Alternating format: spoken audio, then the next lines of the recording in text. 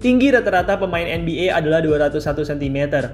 Meski begitu, di sepanjang sejarah, sudah ada beberapa pemain dengan tinggi di bawah rata-rata yang berhasil menembus NBA.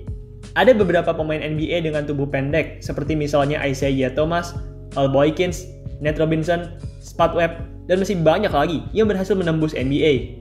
Tapi, dari semua itu, terdapat satu orang pemain yang sangat pendek. Sebenarnya, tidak pendek jika dibandingkan dengan orang-orang normal, tapi jika di NBA, ia terlihat sangat-sangat kecil. Halo semuanya, pada hari ini, Ina Basketball akan membahas biografi dari pemain terpendek di sepanjang sejarah NBA, Maxi Bogues. Baiklah, mari kita langsung mulai. Tyrone Curtis Bogues, atau yang lebih dikenal sebagai Maxi Bogues, lahir di Baltimore, Maryland, pada tanggal 9 Januari 1965. Maxi tidak lahir di keluarga yang kaya. Saat masih kecil, ia hanya tinggal di sebuah rusun sederhana. Maxi memiliki orang tua yang pendek. Ayahnya memiliki tinggi 165 cm, sementara ibunya memiliki tinggi 150 cm. Oleh sebab itu, tak heran Maxi hanya memiliki tinggi 160 cm. Masa kecil Maxi dipenuhi dengan berbagai hal mengerikan. Daerah tempat tinggalnya dipenuhi oleh banyak kekerasan dan narkoba. Maxi bahkan pernah terkena peluru nyasar saat ia masih berusia 5 tahun. Ia saat itu sampai-sampai harus masuk ke rumah sakit akibat peluru nyasar tersebut. Maxi juga pernah melihat seorang pria dihajar dengan menggunakan pemukul baseball sampai tewas. Maxi mengaku bahwa hal mengerikan tersebut masih terbayang-bayang di pikirannya sampai sekarang. Saat Maxi berusia 12 tahun, kejadian buruk kembali menimpa dirinya. Saat itu, ia harus kehilangan ayahnya karena ayahnya dimasukkan ke dalam penjara. Di saat yang sama, kakaknya, Chucky, mulai kehilangan arah dan mengonsumsi narkoba. Meski hidup di lingkungan dan keluarga yang rusak, tapi Maxi bukanlah seorang anak yang rusak. Tidak seperti orang-orang di sekitarnya, Maxi memilih untuk melakukan hal positif, yaitu berolahraga. Maxi merupakan pencinta olahraga. Saat masih kecil, ia aktif di 3 olahraga, yaitu basket, gulat, dan bisbol. Saat SMA, Maxi bersekolah di Dunbar High School. Maxi merupakan atlet yang luar biasa di SMA-nya.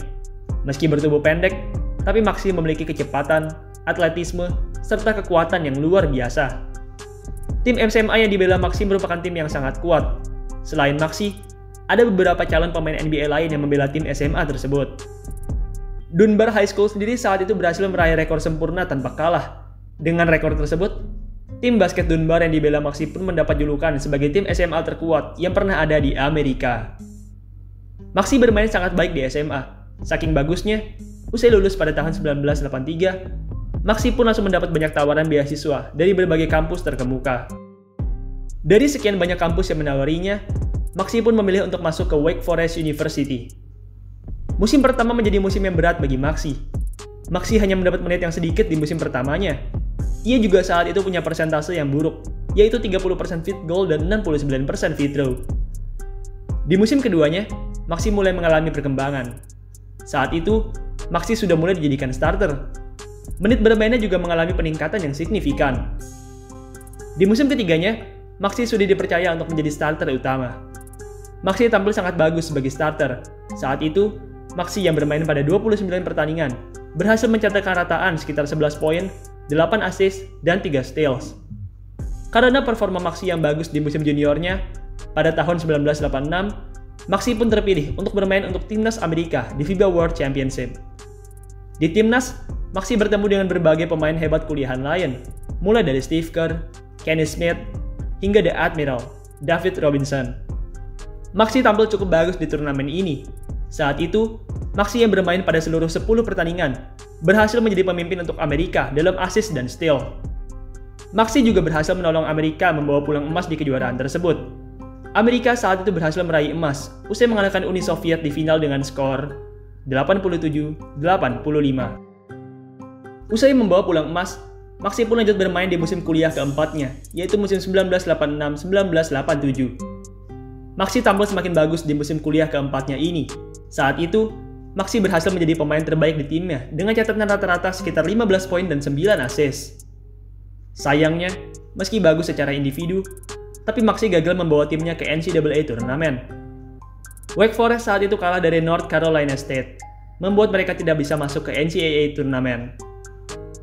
Maxi total bermain selama 4 musim dengan Wake Forest, dan selama itu ia berhasil mencatatkan rata-rata 8,3 points, 2,4 rebound, 6,6 assist, dan 2,4 steals per game. Maxi juga total mencetak 781 assist dan 275 steal di sepanjang 4 tahun karirnya. 781 assist dan 275 steal tersebut sampai detik ini masih menjadi total assist dan total steal terbanyak yang berhasil dicetak oleh seorang pemain di sepanjang sejarah Wake Forest. Usai bermain 4 tahun di Wake Forest, pada tahun 1987, Maxi pun bermain untuk klub Rhode Island Gulls. Untuk informasi, Rhode Island Gulls bukanlah sebuah klub NBA. Rhode hanyalah sebuah klub profesional yang berlaga di Liga Minor di Amerika Serikat. Maxi tampil amat baik di Rhode Island Gulls. Saat itu, Maxi yang merupakan fan favorit, berhasil mencatatkan rataan sekitar 22 poin dan 8 assist. Sayangnya, Maxi tidak berhasil menyelesaikan waktu-waktunya di Rhode dengan baik. Karirnya di sana harus terpotong singkat, usai ia terkena cedera ankle. Usai bermain sebentar di Rhode, pada Juni 1987, Maxi pun mengikuti draft NBA. Maxi memang merupakan pemain terpendek di draft tersebut. Meski begitu, ia punya skill playmaking, speed, dan defense yang bagus. Akhirnya, pada draft tahun 1987, Maxi pun terpilih di urutan ke-12 oleh tim Washington Bullets. Di Bullets, Maxi setim dengan pemain tertinggi di sepanjang sejarah NBA, Manute Bol. Jadi, di musim 1987-88, Bullets punya pemain NBA tertinggi dan terpendek di tim mereka.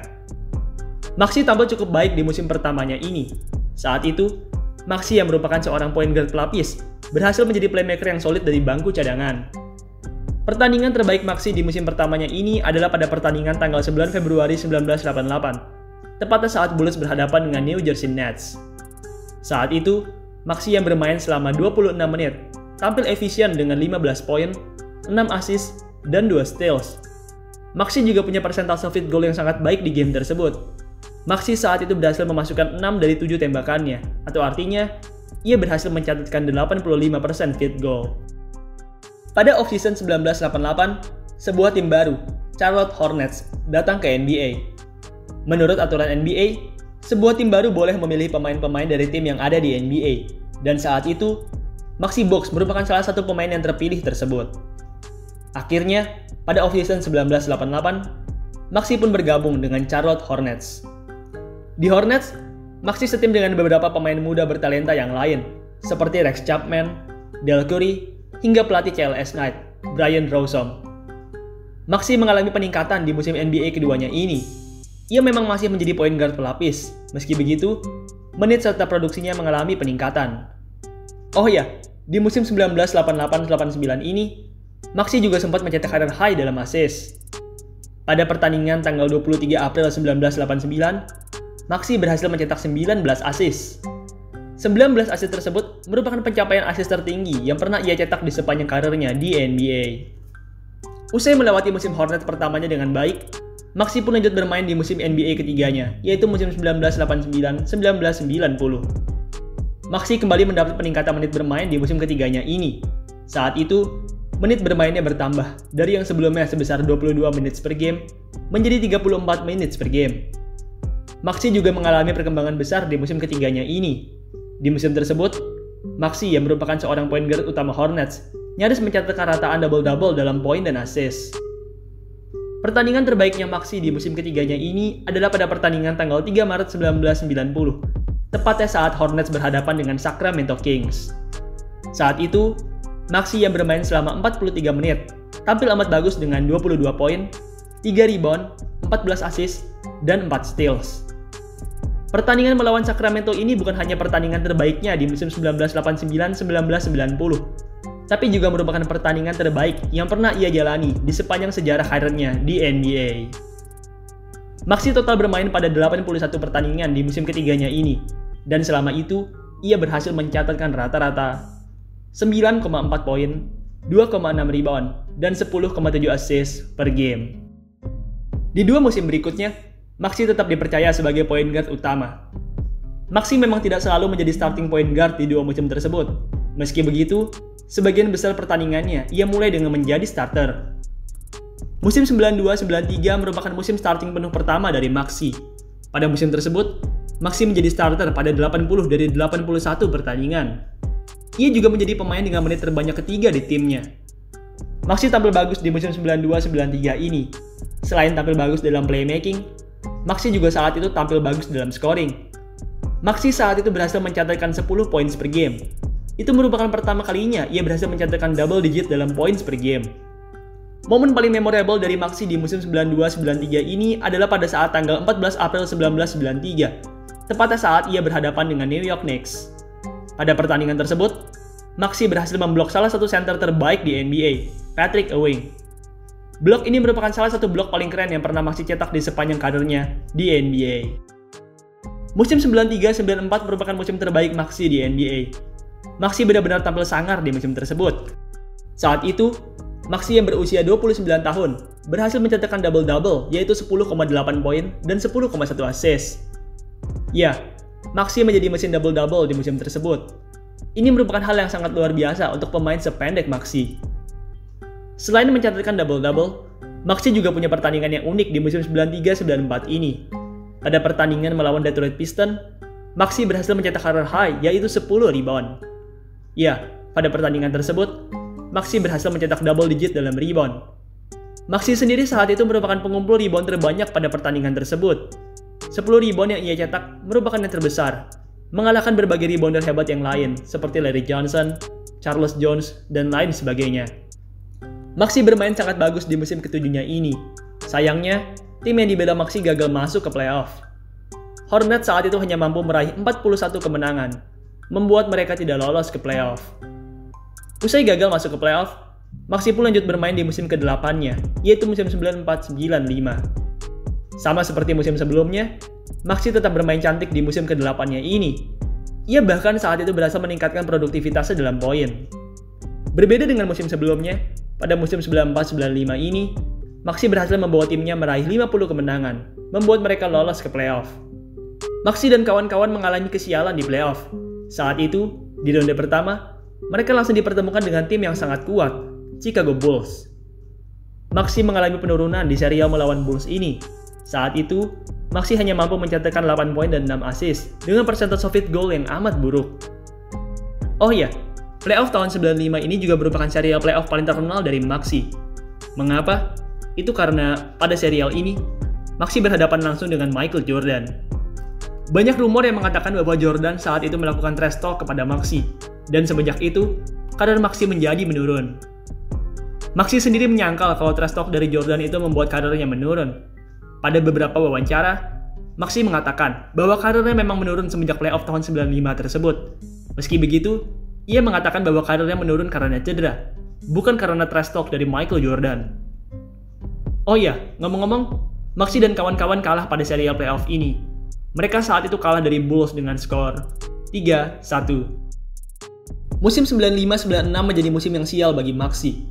Pada musim tersebut, Maxey mengalami cedera lutut, dan akibat cedera tersebut, ia hanya bisa bermain pada 6 pertandingan di musim 95-96. Pada November 1996, Maxey tampil di film basketnya Michael Jordan, yaitu Space Jam.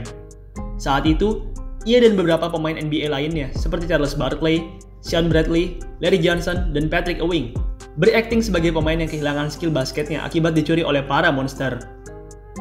Usai tampil di Space Jam, Maxey masih bermain selama 1,5 musim dengan Hornets. Penampilan Maxey sudah semakin menurun di 2 musim Hornets terakhirnya ini.